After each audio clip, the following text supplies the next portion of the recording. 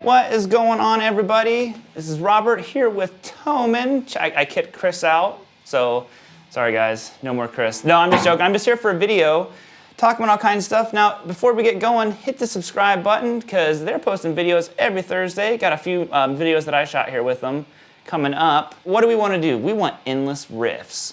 Now, before we get going on that, for the tones, if you're digging them, this is the Schecter Sun Valley Super Shredder classic. Marshall JCM 800 into the Harley Benton 2x12s, but it's rocking those V30s, and the thing sounds huge. It's a killer sounding cabinet. Of course, got to have some reverb, and that is the Hall of Fame reverb. And we have a little bit of a boost going on with the Archer, the Rockaway, the J-Rock pedals. I've never used one before until now. Sounds sweet. So I guess you can't skip me talking now because I've already talked. But if you wanted to skip more talking, those links are down below. So anyways, let's get to how we're gonna never run out of riffs. So basically, you know, as guitar players, especially when you're jamming with someone, I find a lot of people have issues maybe off the cuff coming up with riffs or just in general writing stuff. And what I found is just, you know, through years of learning all these classic rock songs, there's something that I call the rock box. It's just this box of power chords, and they sound good in any order. You literally can't mess them up. So what it is it's just this. I'll play it real quick.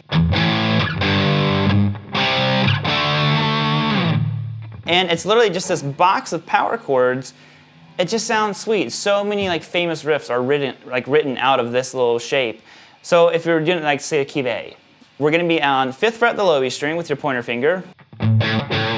And then I'm going to annoy everyone and play my power chords with my pinky. And you're going to be 7th fret on the A. So it's a totally normal power chord. Root and 5th. And I just move down to the 3rd fret. Now I'm going to hop down a string. So I'm going down to the C5. So I'm going to be 3rd fret on the A and 5th fret on the D. Then shifting up one more time to a D5. Now that's why I call it the rock box. You can see that shape that it makes. And what's cool is it takes the guesswork out of playing the notes because now we know what notes are going to work. So we get to focus completely on how we're going to play the notes. So if I'm like thinking of a rhythm, you know, I'm not hoping that this note's going to work. I know it. So I'm like, okay, let's do a rhythm off the top of my head. I think that's actually a song.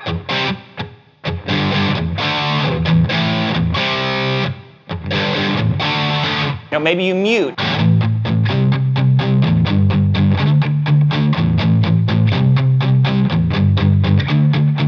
Because what I found happens is it makes you approach things rhythmically. And I mean, that's probably the most important thing you'll ever learn on guitar is to play with rhythm. So we have that. Now let's put it in a different order real quick and add some sliding to it.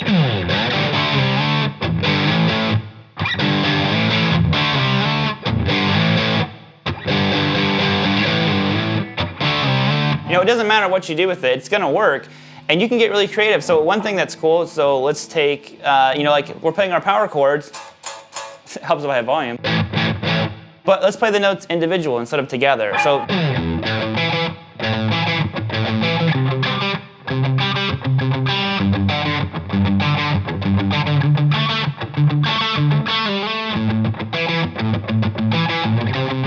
Doesn't matter what you do with it, like I said, it's really like just freeing as a player to not have to like really focus at all on what notes you're playing and just focus on 100% rhythm. Just jam out with your buddies, grab your guitar, stand up, get in a rock stance, play an A chord. And that's actually it. That's the secret, I know. You thought it would be way more complicated than that. It's not. It's rock and roll. It's simple. And just make sure you guys subscribe. How about that? Throw another subscribe in there. And I'll see you guys all later. And I end with a high five because I'm lame. Later, guys.